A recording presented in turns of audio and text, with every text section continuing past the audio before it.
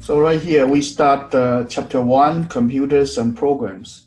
So in this chapter, actually, I'll give you some introduction on computer and the Python programming. And then if we still have time, we will go over the installation for PyCharm tool. And PyCharm is a integrated design software. Mm-hmm. So we pretty much will use this chapter as a introduction for you. Okay, so Okay. don't worry. So now, first, chapter 1, we talk about basically cover the basic idea about software and computer science. So it is used to understand the respective role of hardware and software in computer system. So I think this probably you know quite well already. So to learn what computer scientists study and the techniques that they use, and then understand the basic design of modern computer and computer software. Mm-hmm. So then we also would like to understand the form and functions of computer programming languages. There are several types of programming languages. Basically, we have, now I'm going to share with whiteboard. So the computer language, we basically have machine language. Okay, then we have assembly language. So here is actually example. Example is something like putting things together. So it's a little bit like a simple language, okay? Mm-hmm. And then after there, we have the high-level language. So Python is a high-level language. Oh. So what we talk about high-level language actually is somewhat like English-like language. We call it high-level language. Mm-hmm. And then low-level language, we call it machine language. And then machine language basically is 010101 something. Mm-hmm. And it would have a one-to-one mapping to assembly language, say 18A to B. So because it actually grew up a certain symbols, bits, so we call it a symbol. So it actually, that's why assembly language come from. Mm-hmm. But this is not enough. So we try to have high-level language and then translate to assembly language and then translate to machine language. So there is several level of translation involved. Okay. Okay. Am I too fast or is that okay? It's okay. Okay. but in English, I'm hard to understand. But so I need time to think about it. Okay. So if too fast, let me know. Okay. Okay. I try to keep reasonable pace, not too fast. Okay. So to begin using Python programming language, and then we will learn about chaotic models and their implication in computing. So by chaotic, we are talking about random number generation. Mm-hmm. Okay, and okay. You learned some data processing before. So what's the purpose of having the random number generation? What's the purpose for? Yeah, providing the randomization.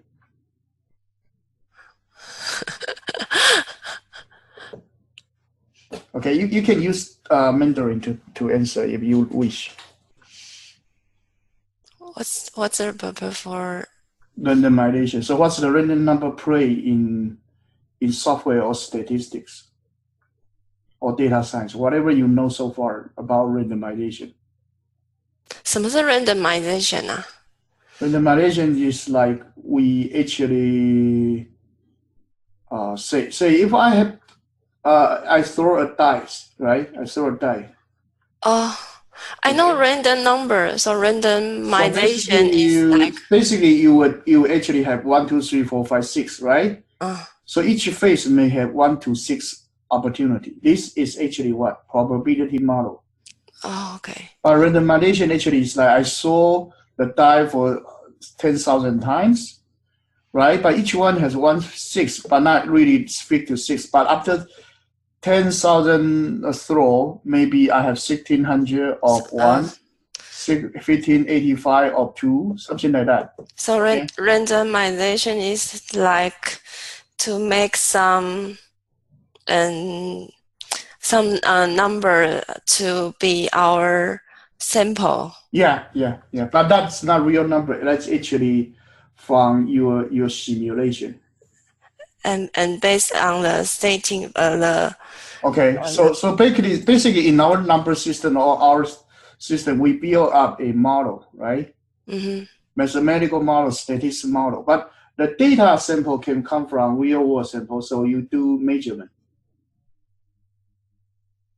Right, that's one way. The other way is that I use my simulator. And my simulator, I feed the data from random number generator. The first way is I can sampling. or sampling. So it's measurement. Oh, okay. Measurement. Okay, so say if I want to build up a climate model, right? Mm-hmm. I want to build up climate model, so I measure the raindrop level in each city, right? So nearby urban, I actually sample the raindrops for each day or each season, right? Mm-hmm. That kind of things actually is measurement. So I can use that measurement to build a model. But at the same time, I can use my computer to simulate. So maybe generally I collect like 300 millimeter of the raindrops, right? But I can use my simulator, but simulator maybe suggesting a 290. So I use that either way. I can use that to build a model for my annual raindrop for each month. Mm-hmm. So January, February, March, something like that, until December. Mm-hmm. Right? But this actually maybe is from measurement, but over the year, every year I measure it once, but we study things, but we don't have like 300 years to live on, right? We actually every year we just can go through maybe at least 50 years of study. But actually we can collect historical data or something, but we actually cannot live for 300 years in order to have a perfect model. So other than that, we actually can build up some mathematical model and use a random number generator to actually generate those samples. Okay. Right? So this is randomization, and then we use that to help us to build our model and verify our mathematical model. Okay. Okay, so that's what here we try to simplify things, but we will go over the basic things. Okay, the basic thing in this chapter, we would like to talk about the baseline machine or hardware, right? Mm-hmm. And then there's a system. Mm-hmm. That's always your Windows. Then after that is application. Mm-hmm. Right? So the application maybe it is a weather system or something. Right? A program people write, right? Mm-hmm. And then after that is a mathematical model or modeling of physical world, real world modeling, right? Mm-hmm. So that actually is the build up of software and hardware system. On all of these has a simple purpose of problem solving. Mm-hmm. Okay. And problem solving, for any problem solving, we use computer to solve problem, and the systematical way of doing that for problem solving, is called computer science. So computer science is used to solve problem. Okay. Science, the word science is used to solve problem. So if you are chemical science, chemistry, it's a science to use chemical knowledge to solve a real world problem, right? Physics is used the systematical way to model the world and then solve the physical problems, right? Yeah. Biology is use your biotech chemical knowledge to solve the problem in biology. So science is to solve problem, and then we use computer to solve problem. Then it's called computer science. Okay. So we basically need to know about hardware, and then OS, and then application, and then physical modeling. And top two layers, if you involve mathematical model and application, nowadays more of this is moving up to the data science and the knowledge system and then AI. Okay? Yeah. But Okay. overall, the whole thing you can call it like computer science. Okay. Okay, overall you can call it like Mm-hmm. computer science. So this first chapter is just to talk about the relationship of different components in our computer science. Okay, Mm-hmm. and on the other way, there is another term called computer engineering, Ah. right? Mm-hmm. And then there is electrical engineering. There is chemical engineering. Mm-hmm. There is mechanical engineer, right? Mm-hmm. Okay, whatever engineering, different from science. Science is to solve problems. So any engineering is to build something.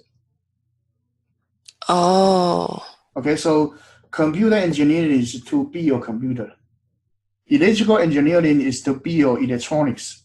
Mm-hmm. Chemical engineering is to build chemical products. Mm-hmm. Mechanical engineer is to build machines. And then civil engineering is to build bridge, build buildings. So Okay. whatever engineering discipline is to build something, science is to solve problems. So Okay. that's the main way of differentiate these different discipline and study. So now let's look at the machine learning program. So first one, the universal machine.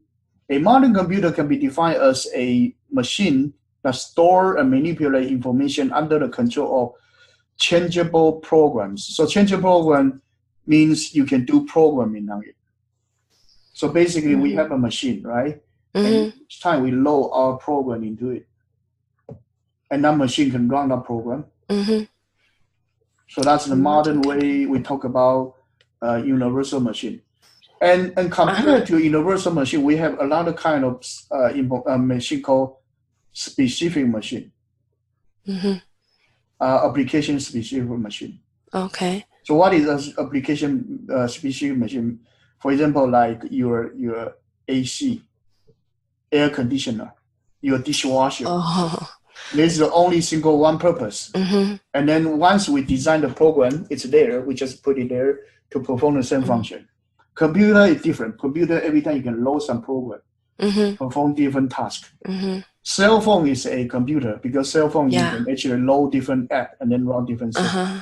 But AC is not. AC, after you design, it's actually the purpose has been set. Okay. Dishwasher, once you program it, you actually set it up, program it in a certain purpose, it actually won't change. Mm-hmm. Okay, that's different type of machine. So universal machine is something that you can store and manipulate information under the control of a changeable program. Mm-hmm. Okay, two key elements. They are devices, computer devices for manipulation of information. Computer can under the control of changeable systems. So you can program and then you can manipulate information. So you can have the data coming in, Mm-hmm. getting out. So you have input and output. Mm-hmm. These are actually a computing system, right? Mm-hmm. And then inside here, if there is no translation, no processing or simple processing, Mm-hmm. you can call it a simple data processing, right? And then if Mm-hmm. your data processing actually more organized or provide more things, then you can actually become some algorithm to do some study. So start to have optimization or doing some mathematical optimization. Mm-hmm. After that, if it actually more useful, you start to analyze data. You have analytics, Mm-hmm. right? And Yeah. over we using the analytics. After all, you actually build up some knowledge. Mm-hmm. So knowledge actually is more useful, and then eventually you become to talk about artificial intelligence. So Mm-hmm. the data, the quality of the data may vary depending on how much processing you work on. Mm-hmm. Okay, so basically, if there's a JPEG image, there's a person, Mm-hmm. right? That's raw data. Nothing has been done, right? Mm-hmm. Second level, I do some processing. So actually, I do from that raw image, I do some data compression. I make my file smaller, or make my image bigger. That's Mm-hmm. actually basic data processing. right? After that, I start to say, okay, I want to color this different region with different color, right? And it enable to actually be able to process that. Then I can optimize the shape or something, or do some filtering, or mirror my head to the other side. That actually is a problem solving algorithmic. And after that, I can recognize there is a male person or female person. Then actually, it's more like a start to do pattern recognition that involve AI or more higher level knowledges. Okay. Okay, so these have different level of things, and normally computer science are now more focused on lower level, and higher level become AI and data science. But overall, you still can call everything as computer science. Okay. Okay, so the relationship of the data science and computer science nowadays is actually almost like one discipline. It's not actually separated. Any question? No. Okay. Then what is a computer program? A computer program is a detailed step-by-step set of instructions telling the computer what to do. So basically, it's a program. So you have step-by-step of instructions. If we change a program, the computer perform a different set of actions or a different task. So basically, a computer program, you can change the program by altering the order of the operations or change operators, and the computer will perform differently according to your instruction. So the machine stays the same, but the program changes. And programs are executed or carried out instruction by instruction. And all computers have the same power with sustainable programming. Each computer can do the same thing the other computer can do. This is generally true, but there is a problem that the bigger computer or more computing power, it is faster. Smaller devices, cell phone, or even iPad, it is slower. So there is a bandwidth problem, processing bandwidth problem. How fast can you process data? Okay, how fast can you transmit data? But if you talk about sustainable programming, that's let me put it as slow as possible, as long as it finish, then everybody can finish the same job.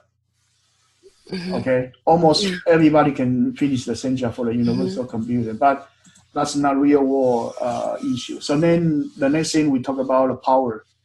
So there are limitations of how much memory you have, how much processing CPU speed you have. Those are power. So the process of creating the software is called programming. And then why we want to learn programming is a fundamental part for computer science, but it's not the whole thing for computer science. As I said, computer science is the knowledge or the discipline to solve problems, right? And statistics, discrete math, algebra, and then calculus, all kind of mathematics is a tool for computer science to help the computer science to build model and then put into programs to solve problems. But computer science is basically using computers to solve problems.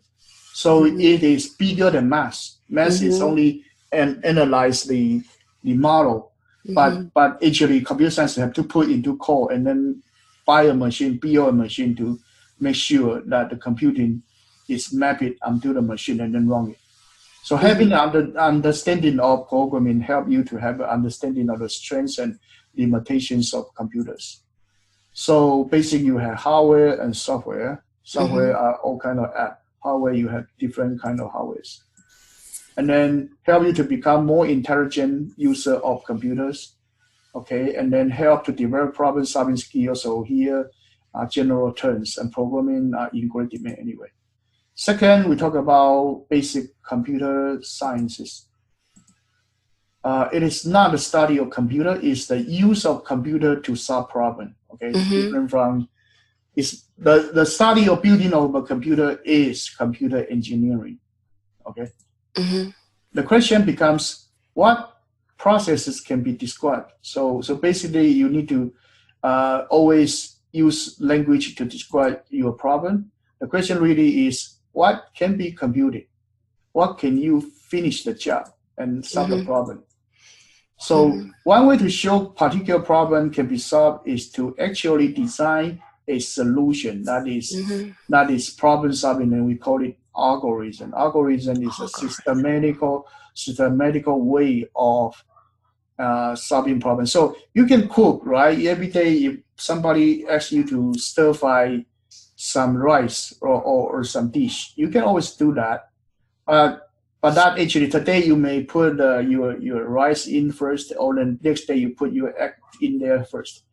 So you may not have a fixed order, but you may over the year develop some good recipes. So you follow it one by one, and that will create a ideal plate of stir fry or fried rice, right? So that kind of recipe is what we say algorithms. So algorithm is a procedure or known solution to a certain problem that actually just like a recipe.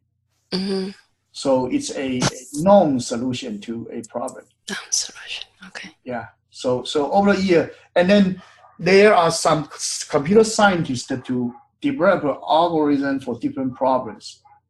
So that part is actually computer scientists' job to develop a new or invent new algorithms. An algorithm is a step-by-step process, just like the recipe. Okay. Okay. And one problem, it can only answer in the positive. You cannot prove negative. Okay, this is fine. That's not important. Analysis is the process of examining algorithm and problem mathematically. So we have a recipe, right? We have some sort of recipe. Some are good, some are bad. And the analysis of the algorithm is to find out whether this recipe is good or not. That's analysis. So same for computer science, we have algorithmic analysis to decide whether it is good or not. Same thing for data science. A certain data analytics to collect data and analyze it, we can actually study whether this data is actually useful or not. Okay, so for example, if I'm Amazon, I'm selling book to students, right? So I every day I monitor their account and then find out, okay, this student every year he buy 4 books related to SAT test.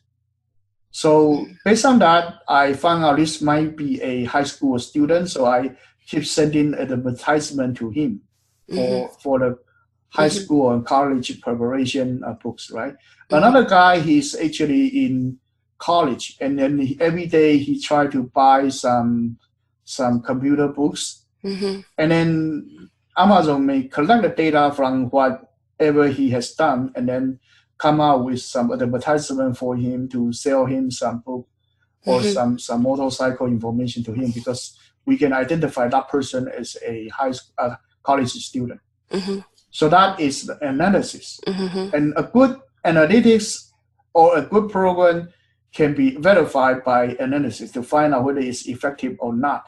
An algorithm can be analyzed by the speed or performance that you can finish the job, right? And then the analytics for the book is like, for example, like we sending out advertisement to a student or 1,000 student.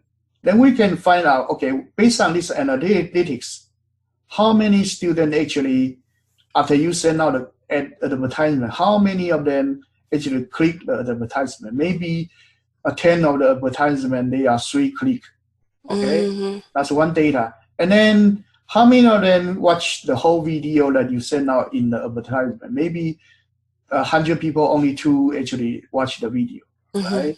And then after that, there may be another data saying, okay, how many students actually, after watching the video, actually go to the website and watch the product? Maybe 1,000 students, only 2 of them go to the website to look at the product, right? And then there's another level. How many students, after browsing the product website and then eventually buy the product? Maybe out of 10,000 of the people, only 1 of them actually make the purchase. So those kind of analysis also apply to analytics that people use in the website. Okay, so these are all different type of analysis. And What is the best tool to do this kind of analysis? Behind it actually is math, is statistics, is the probability, right? Yeah. Yeah. So this actually is what we usually do. So experimentation. Some problems are too complicated for analysis. So to implement the system, study its behavior. So this is not difficult. However, basically, we have an input device, we have output device, we have CPU, we have main memory, we have secondary memory. This is a basic computer model. And then the central processor, CPU, is the brain of the computer. The CPU carry out all basic operation on the data. So basically, they are arithmetic, plus, minus, multiply, division. They are jumping to different instruction. They are function call. There are load data from memory, store data to memory. They are interrupt to call the keyboard service routine, or interrupt to call the hard disk service routine, something like that. These are the jobs done by CPU. And the memory is to store the data and your program. So basic memory store data and program. And secondary memory store the magnetic different data from magnetic hard drive, flash memory, and article drives. Okay, input device is to get the data like keyboard, mouse, something like that. Output device like printer, monitor. Okay, so these are simple. And then a CPU follow the fetch execution cycle. So it first get the instruction or program instruction from memory, and then decode it, and then see what it is. Maybe it's an add, maybe it's a minus, maybe a jump function, and then carry out the action, and then store the data back to the register or memory. Okay, so this is the whole cycle for a single instruction. Instruction fetch, decode, fetch, operand fetch. Operand fetch is like get the data and then execute and then store back to get the data. So basically, this is just like I have the add A and B and C. Okay, so basically, instruction fetch is the fetch the whole thing, and then decode is decoding. Okay, right now I'm doing add.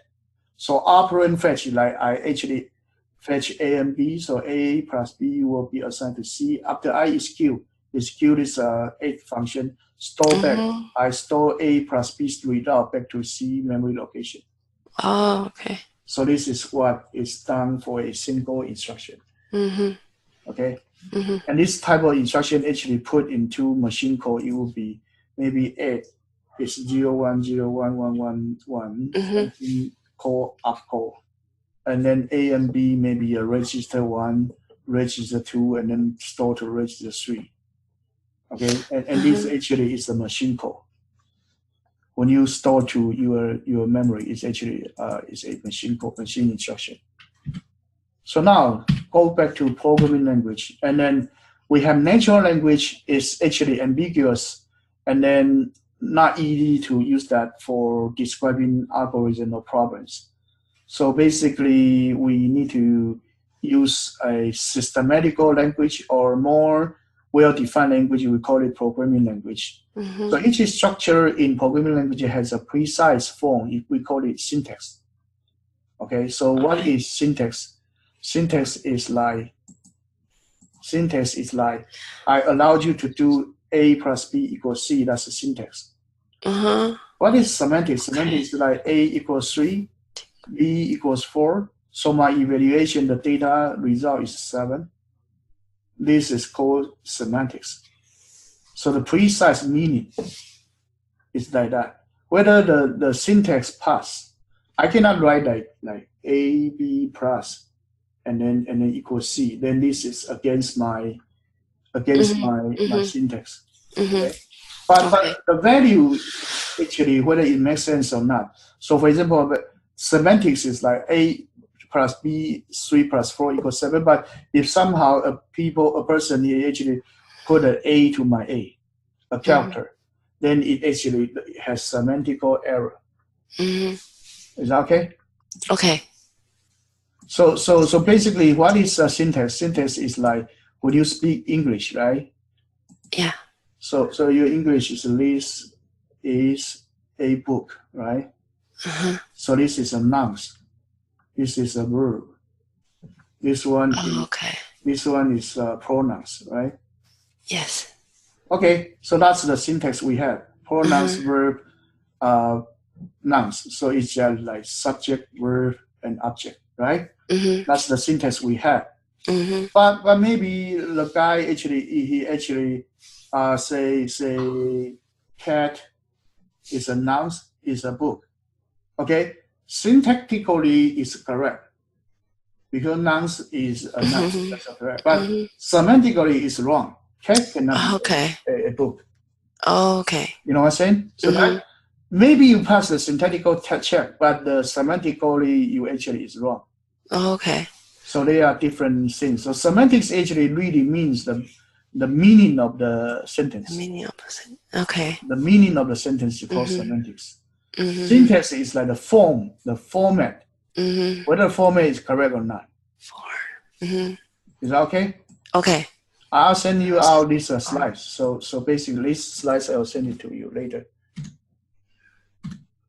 Okay, so programming language like code for writing the instruction the computer will follow.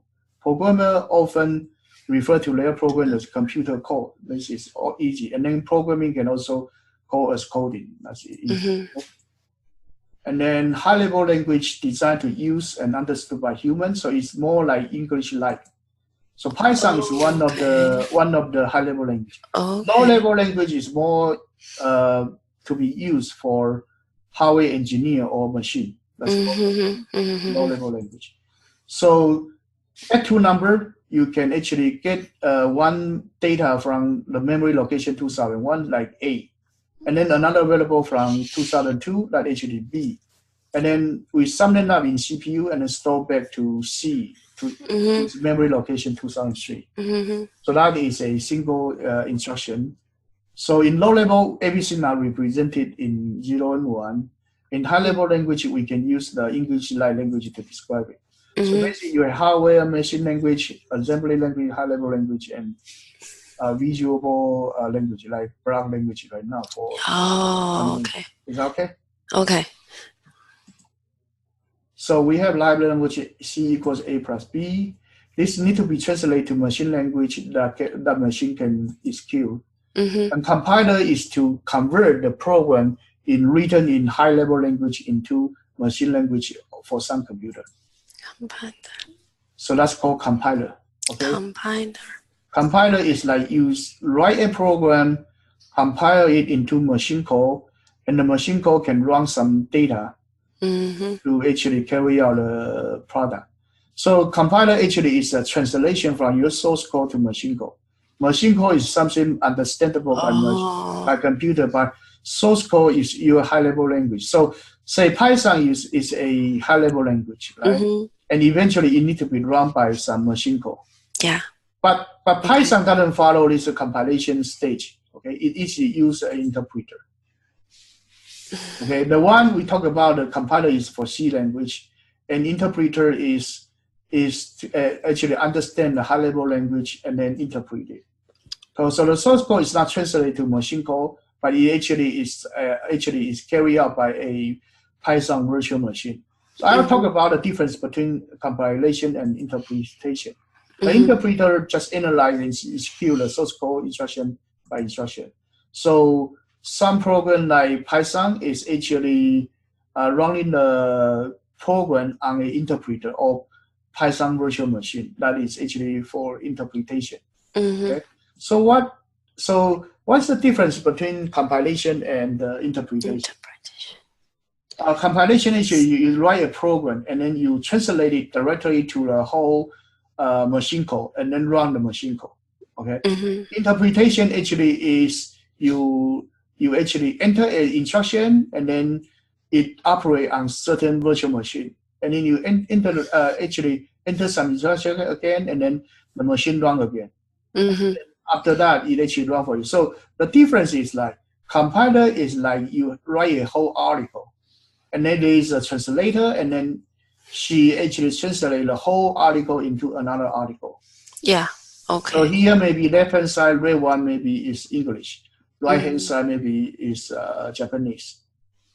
Okay, and then actually it's done in one pass. So the whole thing like 10,000 words will be translated to another 12,000 words Japanese article, but it actually is all done in one shot. Okay. Yeah. Interpretation is different. Interpretation is like this guy may say something to the interpreter, and then she actually translate to the audience right away, and then this guy talk about again. So something like the interpretation is like left hand side maybe for example is English speaker, right? So this guy may say like, okay, how are you, right? And then this translator may speak like, another Yankee desu ka? Okay, and then he say to this person, right? And then this guy may say, okay, daijoubu, and then this guy translate to the original speaker say, I'm fine.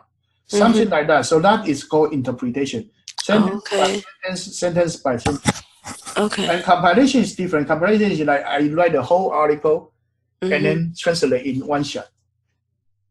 Oh, okay. So Python is more like an interpretation-based language, not compilation. C language, Java language is compilation language. Okay. That's the basic difference. So what we are going to learn for Python is actually a interpretation-based language. It's more like a right-hand side, not a left-hand side. Okay. So interpreted language are part of more flexible programming environment, whatever. Okay. Interpreted program are more portable. Okay, this is fine. So the magic of the Python. So right up to here, I basically won't follow the slides. We have a few more slides, but I would just go to this guy called PyCharm, and actually at the same time, I will bring up the idle. So I bring up two software. So right here, I have idle. To show this one is a interpreter. It's like I can do A equals 3, right? B equals 4, right? And then print A plus B, right? So it's actually, as you can see, it's one by one, right? So actually, I can also do print 2 times A plus B, right?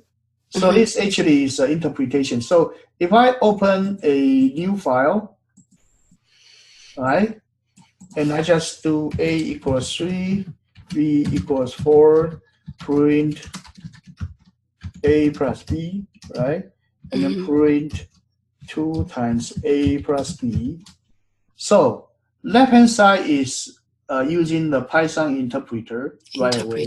Yeah, right-hand side actually is written down into a program. So let me actually save us. So right here, let me save to my computer. It looks like a program, but in fact, when it is run, it is also a interpretation-based program. So right here, let me create a new directory.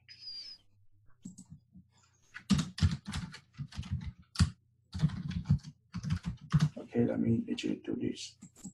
And then let me create a new directory called chapter 1. So here I save as a test 1. Okay? So I save this thing into test 1, and then I can run module. When I do run module, actually the whole program being loaded. But it's still in the Python language, it's still translated line by line, by line. It's not really a compilation of a program. So on the other hand, if I actually run some programs, say C++, right? I knew a project. Okay, I knew a project, and then I create the same project under the same directory.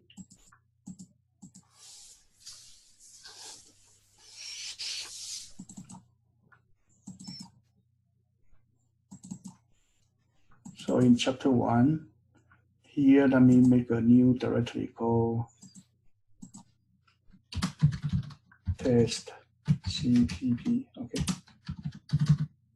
And then inside here, I store the project. Okay. and this one I remove, and then using namespace std. Okay, you don't need to know what it is right now, but here I actually declare integer a equals 3, integer b equals 4, and then cout a plus b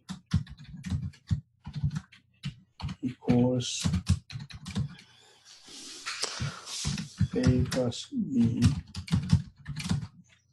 Let's do this. Integer c equals a plus b. And here, let me put c over here. And then end of line, end of. Okay, after that, I do this compile, and then I run. So I get a result 3 plus 4 equals 7. And as you can see, this one on the Python side, it actually is the interpretation, and then you can write into a file. But when you load it, it also do it line by line. Okay, so it actually is like someone says something, and then Python virtual machine echo something. Okay. Someone says something, the machine says something. But this one is different. This one C language, C double plus language, I read it down, write it down, I compile it, right? And then I run one shot. So this is compilation. The other one, the Python, is interpretation. Two are of different things. Interpretation is slower but more flexible. You can always do experiment on your shell. It's called shell, Python shell. You can always do experiment on it. But compilation is faster, but it's less flexible. Either way has some drawback or some advantage. Okay. So basically, this part just cover this different interpretation portion. Okay. So this one just cover different interpretation portion. So this I don't actually go over it. And then there is a function called chaos, right? There's a function called chaos. Let's look at the chaos. Let's look at the chaos and talk about the chaos program. Okay. Any question? No. Okay, the next one, let's look at the chaos program. Oh, I practiced this. Yeah, you practice this? Yes. Yeah. So I will just basically briefly go over it, okay? Okay. So let's look at the chaos. Not this one. Let me try to find another one.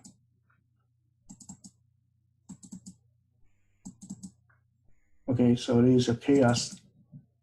So this chaos program, basically, you have this one that's main function call, right? And there's a function. So you have a DEF that's actually define a function. So main function like this. So in Python language, a function is actually aligned by indentation. Are you okay with this word indentation? Indentation means align up. Oh, okay. So everything aligned to here. So okay. So you actually consider this one as a block. Okay. Same alignment is called a block. So for loop, actually this is inside a for loop. Okay. So this whole thing actually inside this main function. Okay.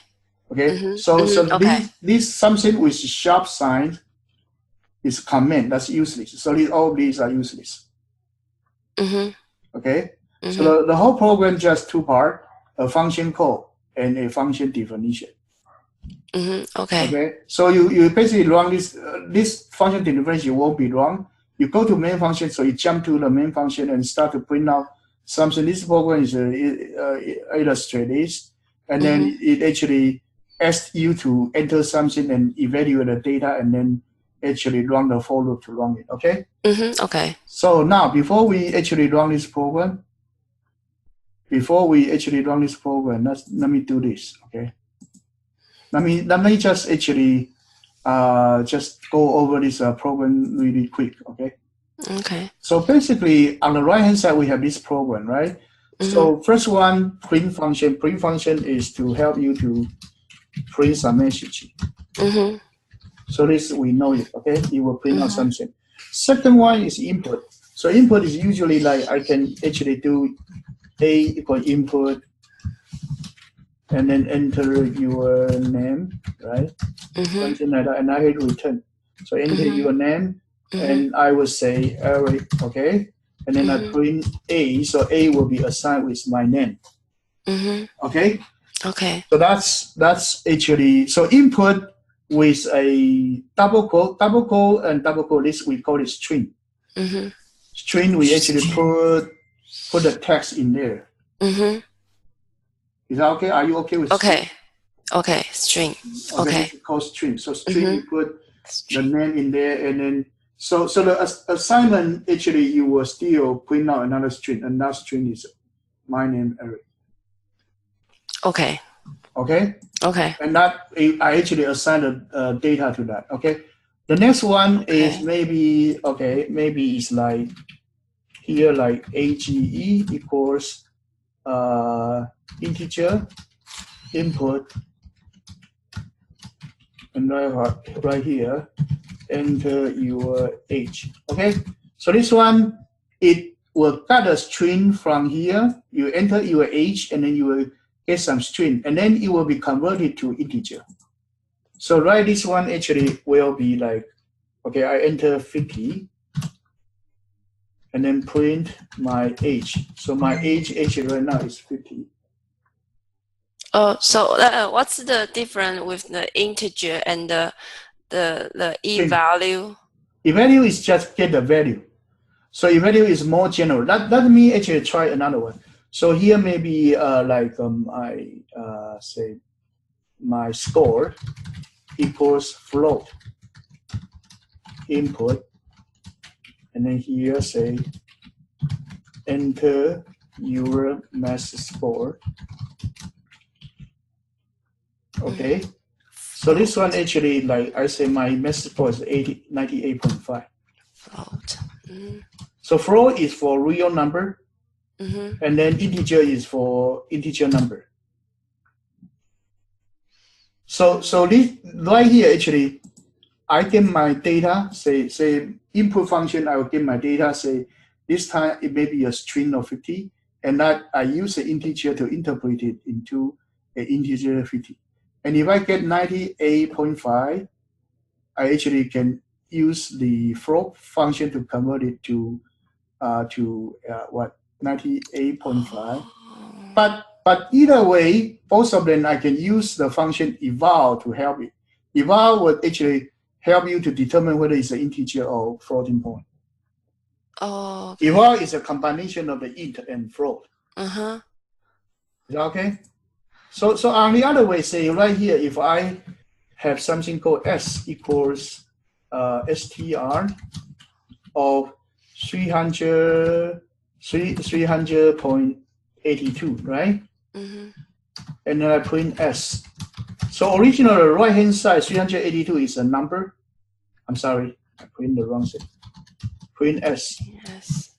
I got 300.82, right? Yeah. So this s actually is a string. And the right-hand side, 300.82, that's a floating point number, a real number. So the real number got converted to string, s. So right now, if I say print my s of 0, the first character in my string, you'll print out 3. If I say print now s1, it will be a 0. If I print now s2, it will be 0. If I print now s4, that would be 8. If I print now s3, it should be the period. So what it is, like in Python system, we have a few different basic data type. We have integer, that's a whole number, 0, -1, 51, this kind of integer. We have float. Float is like 3.14. Okay. Number. The 1.414, that's square root 2. You know, those kind of number. That's a floating point. A third type is actually in double quote or single quote. These are called string. String. And that is like my name, Eric, or my address, 38,781, and then Tyson and whatever. That's called string. So in order to convert integer to string, you use str, put an integer I in there. Okay. Convert from string back to floating point, then you actually use float, and then your string in there, right? But your input whatever will provide some sort of string, and then you need to convert to either integer or floating point numbers. Okay. Is that okay? Okay. So in Python, there are only 3 types of data: integer, floating point, and string. 3 types. There are only these 3 types of data. Okay? Okay. So that actually is this. And then we got a number x because we enter it and then translate to x, right? So eval has the similar function to integer and floating point. It said that it will automatically determine whether it's an integer or floating point. So right here, actually, we got 0.04, right? So here we have the function called y equals this, right? Okay, it's called loop. Yeah. So this actually is a for loop, right? So for loop for I in range 10, it actually will run for loop for I from 1 to 9. So can I say I to 10? No, I actually is from 0 to 9. Oh, okay. 10 is not included. So if I say range of 11, it should be starting from 0 to 10. 0 to but 10. not, Okay. 11 is the number, but it's not included. Oh, okay. Is that okay? So so by this way, it actually will totally run 10 times. 0, I equals 0, I equals 1, I equal 2, up to 9. So it should run 10 times. So use range 10. Yeah. Okay. So let's look at this value called this one. Y equals 4 times minus x squared plus 1. The reason I don't want to use 3.9, I will use 4, okay? So this one is something like this, right? So y equals minus 4, x squared is minus 1, right? So y equals minus 4, and then times x squared, and then, let me see, okay, wait. This one's 1. Okay, this is good enough. Okay, this is good enough. Let me see. Did I make a mistake? No. Okay, it's fine. Okay, so for example, if my x equals 1, let me see, equals 1. So if my x equals 1, right? My y equals 0. If my x equals 0, my y equals 0. My x equals say 0.5. My y equals 1. Okay. So basically, my y function is actually this is 1, this is 0, and then half is the half is a value, is a parabolic function. It's something like this, but it is starting from 0 to 1. So value, the y range actually is in 1, 0, and 1. Yes. Okay. Right. So, but the x value is also starting from 0 to 1. Right. X input is also limited to 0. So you basically from a number from 0 to 1, you would map to an output of 0 and 1 based on this function. So basically, it is used to create a random number generator between 0 and 1. Okay. But here, why you use 3.9? Because actually, you try to create open space. So making sure that it's a little bit less than 4. Oh. So you will create a number from 0 to 1, but not including 1. Oh, okay. So you put 4, actually the range will be 0 and 1. But Oh, if I you put see. the 0 and 3.9, it will be something like this. So a beta Okay. number will not be, a beta number will not be 3.9. Actually, a beta number should be like this. Oh, That would okay. be even better. Okay. Okay, that's why that there's a between 0 and 1. Okay. Is that okay? Oh, that would be more random. Yeah, that would be more random, yes. Oh, okay. Oh, okay. Is that okay? Okay. Okay, so that's Understand. it. See you next time, okay? Bye. Okay, thank you so much. Bye. Bye. Bye.